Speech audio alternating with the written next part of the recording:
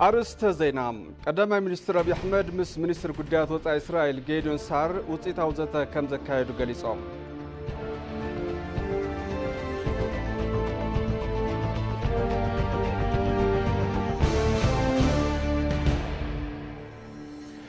أب أديس أبابا ناتوغن زركو سرعة لمعات كوريدر أبتا كتما زركو حدقتات بمحداس كم بحدوش كفالتو مقبار كم زخ أرض حبيرهم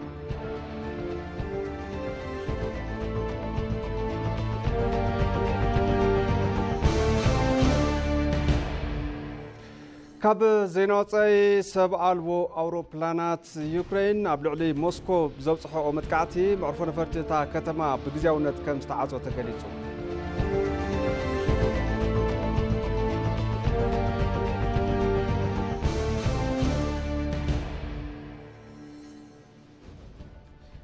سلامت عنا بالله زخوركم تملكتنا كما يتمسيو ساعات حد قوينو كم تلمود ما عاد زينا حزنا متنا لنا زيناتات ندمرحكم سهم طنح لما نبرهم فسا فلما بحصر زيناتات كنجمر عالم لخ يونسكو جو باركتاتن جو توريزمن نزلاقي لمعات زلوم قده بزول مري حساب زي سندا وركشوب كاربعتك ساب حمشت جنبوت كتشعون 17 عام تبرت أبا كتما أديس أبابا كايديوم منستر توريزم سلاماويت كاسا أب ذهبوا مجلسي تي وركشوب مداركتي أكلات أب جو باركتاتن جو توريزم نزلوهم جنزابة كب مبالتي بحويسو هجرات مبرق أفريقيا جلوبال بروجكتات جو باركس نبجمار زخل من نقاح نمفتار زعلم كم زخون انتظاريبا يونسكو كسب حزي أب 5 هجرات كتمت 29 عالم لخ جو باركتات بمزجاب فليو حلوا يقبر كم زلوا بمجلس كابزاتهم أب أفريقيا تمزجهم زلوا كلته طرح كم زخون دم حبيران أبدي سابا زكاير وركشوب كاب إثيوبيا جيبوتي كينيا تنزانيا رواندا يوغندا زي توصاتو لعلي حدميت مدارك تأكلات كم ساتفونا برهنيان دايركتور يونسكو أب إثيوبيا ريتا بيسونوات بقدن إتوم تساتفتي جو باركتات كمي متياشن متنقادن كم زخولو زمدنا جو باركتاتن جو توريزمن بزملكات سلطناتات كم زوهابو قليتان اللوام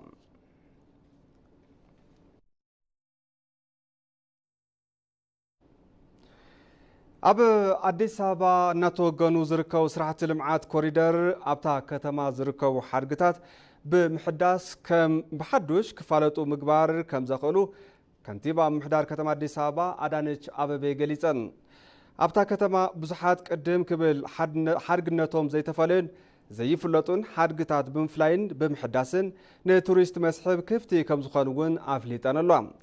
أب كابتات بياسا 4 كيلو تشرشل غودانان مزجاجا بيت زركو حرقتات كم استتقانون نبصحتي كفتي كم استقارن ونتن كنتيبا كم أبنت العلانيان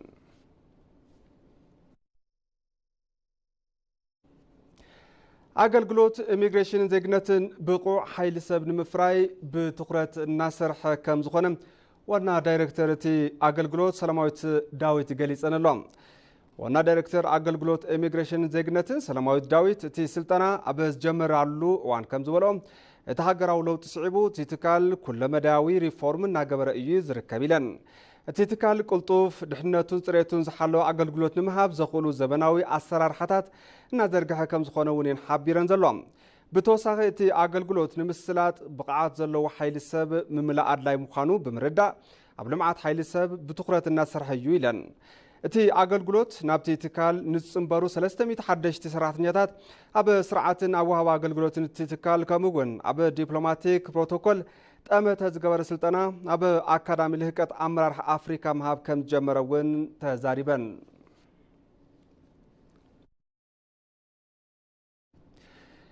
أب زحلفو كلتا عامتات فرقان ببرك هاجر لعلي 15 مليون زيقاتات نمللي مننت فايدة كم استمزقو وانا دايركتور بيت صحفة بروغرام بيهراو مللي مننت يوداهي آرأي سلاسي قليصوم فايدة نيتيبيا بتحت زبل مري حساب 3 جنبوت كتشون 17 عام تبرت قويا قودنا أب مسكال الداباي كايد مخانون تحبيرو لهم بيت صحفة بروغرام بيهراو مللي مننت ايجنسي مزقبا سيفيلن أقلقلوت نبارنتن محدار كتما أديس أبابا بيرو مناسين سبورتن من محدار كتما أديس أبابا اتي مرها قبري قويا عمل كيتوم بحبار مقلت هبوم ተሟና ዳይሬክተር ኣብተዋን መለለይ መንነት ፋይዳ መሰረት ድሕነት ሕብረተሰብ ዲጂታል ቁጠባን ብምዃኑ ቀንዲ ዕላማቲ ቀጻሊ ሰንበት ዝካየድ ውድድር ጉያም ስፖርት ተጠቒምካ ኣድላይነት ፋይዳ ኣብ ሕብረተሰብ ግንዛበ ንምፍጣር ኢሎም ኣብ ዝሓለፉ 2 ዓመታትን ፈረቓን ኣብ ከተማ ኣዲስ ኣበባ ልዕሊ 5 ሚልዮን ከምኡውን ብብርኪ ሃገር ልዕሊ 15 ሚልዮን ክፋላት ሕብረተሰብ ንመለለይ መንነት ፋይዳ ከም ዝተመዝገቡ ድማ ተሓቢሮም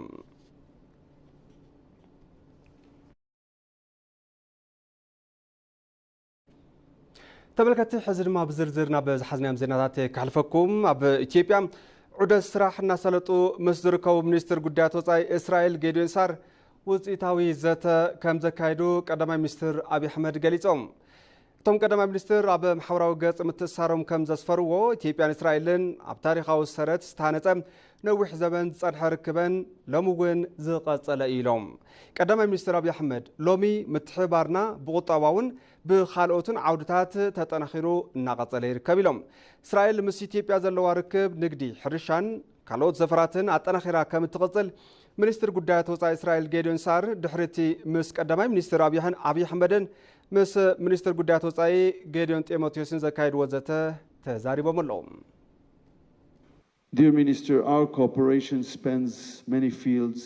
እዚ ኣብ ኣፍሪካ ዘካይዶ ዘለኹ ፈላማይ ዑደት እዩ ኢትዮጵያ ናብ ኣፍሪካ እናእትወላ ኣውራ መንገዲ እያ እስራኤል ምስ ኢትዮጵያ ብብዙሓት ዓውድታት ብምትሕብባር እናሰርሐት ትርከብ ከም መርኣያ ኣብ ሕርሻ ጥዕና ኢኖቬሽን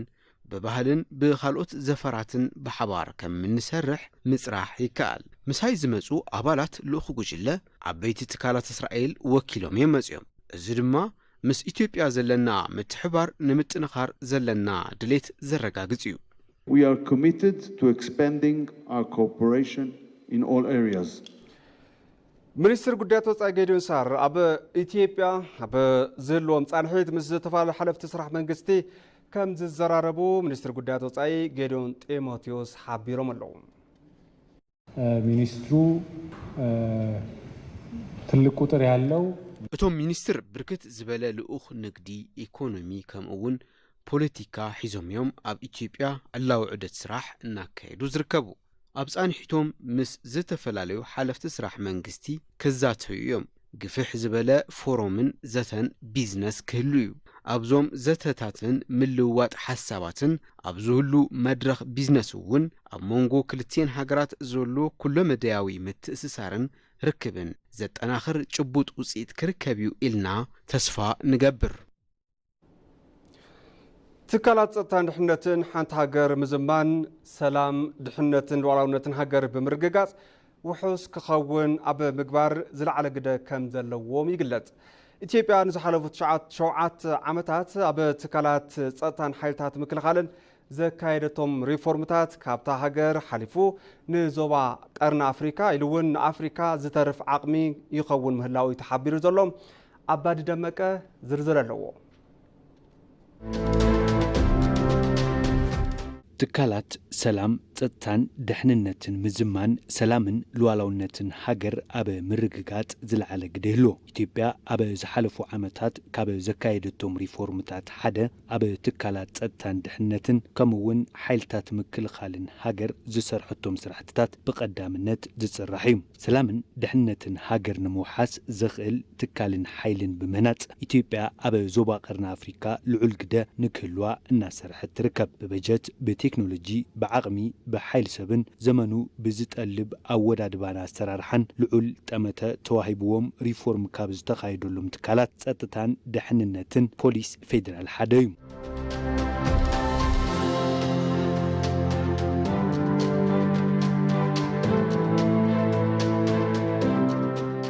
ብ1901 ዘብዐ ከተማ ብዝብል ዝተመስረተ ፖሊስ ፌደራል ኢትዮጵያ ሰላምን ጸጥታን ከተማ ንምውሓስ ዓሊሙ ዝተመስረተ ነይሩ ካብዚ ዝተበገሰ እቲ ትካል ዕቤትን ስፍሓትን ኢትዮጵያ ኣብ ግምት ብምእታው ፖሊስ ፌደራል በብግዚኡ ዓርሱን ናዕበየን እናሃነጸን መጽኡ መበል 116 ዓመት ምስረታ በዓል ዘኽበረ ፖሊስ ፌደራል ከም ትካል ዝበጽሖ ብርክን ምዕባለን ዘመላኽት መጠቃለሊ ስነ ስርዓት ዝሓለፈ 26 ሚያዝያ ኣብ አዲስ አበባ መስቀል አደባባይ ምርኢት አቅሪቡ እዩ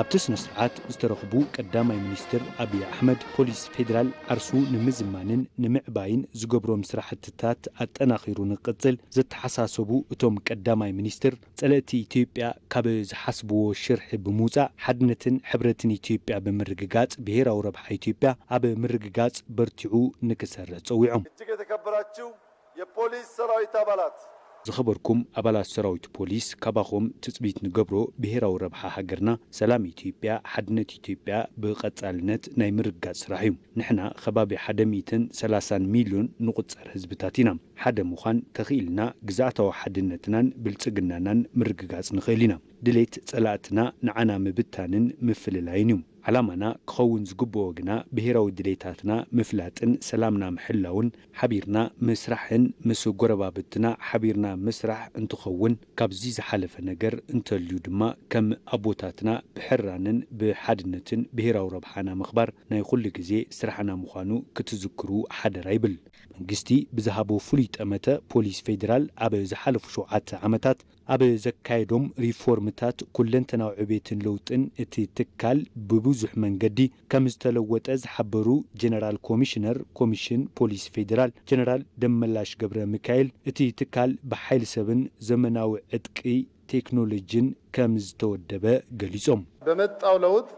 በተለይም የለውጡ መንግስታችን በሰጠው ከፍተኛ ትኩረትና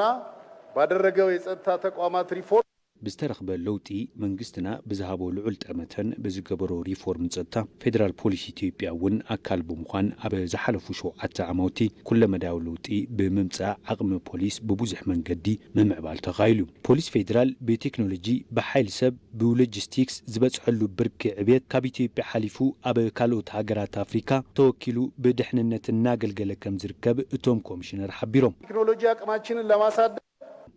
ዓቕሚ ቴክኖሎጂናን ምዕባይ ብዝተሰርሑ ስራሕቲ ሓይሊ ድሮን ፖሊስ ዲጂታል መራኸቢ ሬድዮ ማእኸል ኮንትሮል ኮማንድ ኢሉ እውን ካልኦት ዓቕሚ ቴክኖሎጂን ምስፋሕ እናተሰርሐ ይርከብ። ብተወሳኺ በዓል ዋና ዘመናዊ ዓቕሚ ሎጂስቲክስ እውን ኮይና ኣለና። እዚ እውን ክቕጽል እዩ። ኣብ ፖሊስ ፌደራል ዝተጀመረ ለውጢ ተጠናኺሩ ብምቕጻል ደጋውን ውሽጣውን ርክባት ብምጥንኻር ምስ ዞባ ኣውሮፓን ኤዥያን ዝህሉ ምትሕብባር ብምጥንኻር እቲ ትካል ክብሪ እናተጎናጸፈ መጽኡ። እዚ ድማ ሰላም ጸጥታን ድሕንነትን ሃገር ውሑስ ካብ ምግባር ሓሊፉ ኣብ ዓለም መድረኽ ንኣፍሪካ ብምውካል ግልጋሎት እናሃበ ዝርከብ ትካል ብምዃን ክብሪ ሃገርን ሉዓላውነትን ንኽረጋገጽ ዝሰርሕ ዘሎ ትካል እዩ።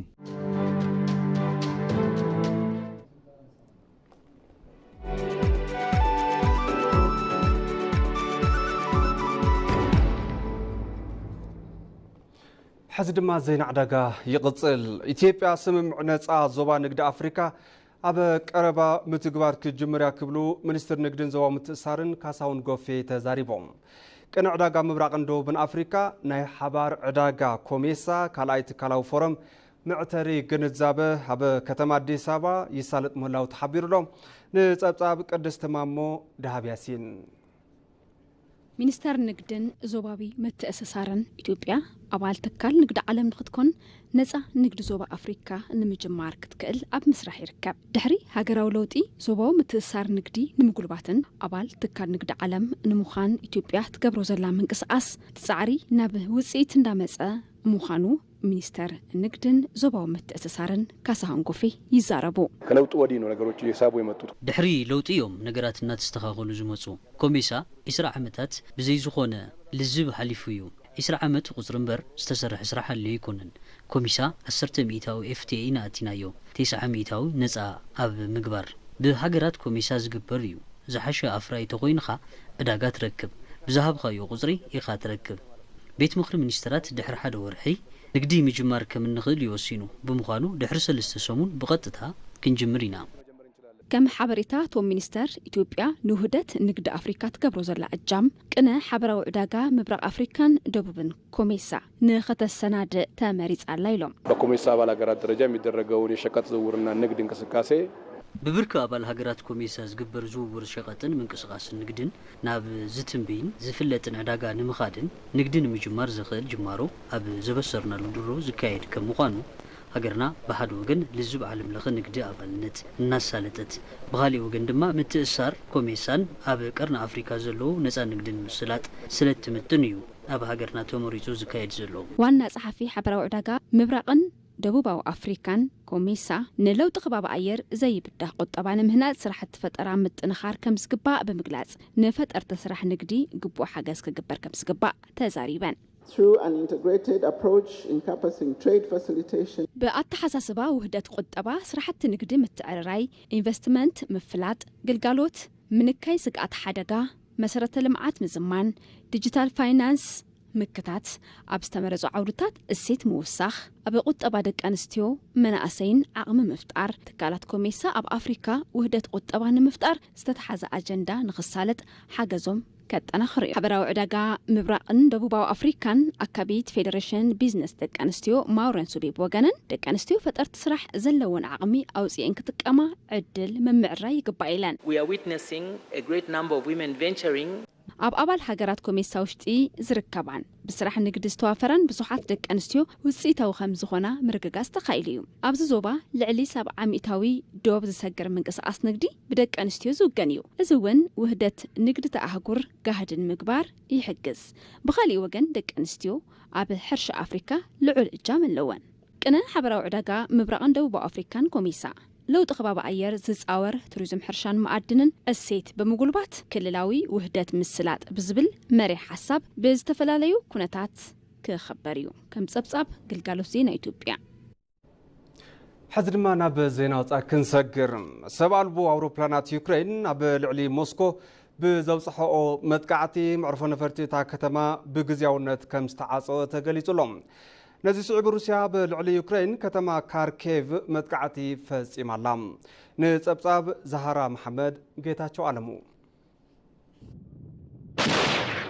معلبو زيرخبو كوينات روسيا يوكرين لومي ون قصيل لوم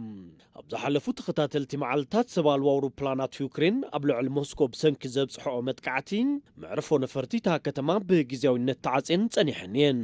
نزي سيعبو دما روسيا نيوكرين عصفاو ملاش نمهاب انتتبل ابلعلي كتما كاركيب يوكرين متقعت فصيمالا كنتيبا كتما موسكو سيرجي سوفينيان بوحدو 19 سبال واوروبلانات يوكرين عنينين كبلو زي قلص خوينهم وتهدرات روسيا بوغنهم ابتهاجر لعل حدا 100 سبع الواوروبلانات توكيسهم كم زوقعو افليطهم يوكرين ابقرب اوان بتختاتالي معلتات ابلعلي روسيا متقعتين تبصح زي نخلع مشتيو موسكو ولا كوا غزات كوركوس ملو بملو تقوصاصير لخو كان تبلت يوكرين حزون ابوشتي غزات ناتواغت مخانات تزارب ابلعلي روسيا اب حد ليتي تفصم متقعتي سبال واوروبلانات صعيبو اب موسكو زركبا 4 معرفو نفرتي متقعت سلازبصحن گلگالوت بررن نغيزيو مقراصو سبسلطان روسيا አረጋግጾም እዚ መጥቃዕቲ ዝተፈጸመ ሞስኮ መበል ካልኣይ ኩናት ዓለም ዘብቅዐሉ መበል 80 ዓመት በዓል ንምኽባር ተሸባሸብ ኣብ ዘለትሉን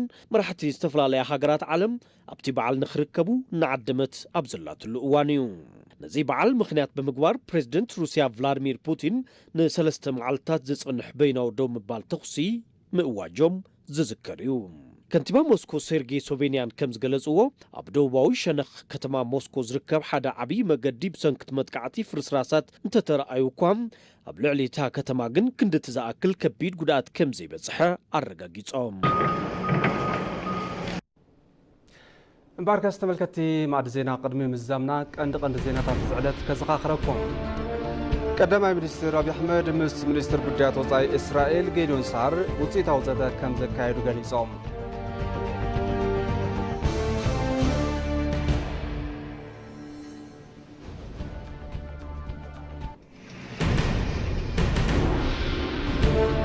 اب كتب አዲስ አበባና ተወገን ዝርከቡ ስራሕቲ ልምዓት ኮሪደር ኣብታ ከተማ ዝርከቡ ሓድግታት ብምሕዳስ ከም በሓዶሽ ክፋለጡ ምግባር ከም ዘኽኣሉ ተሓቢሮም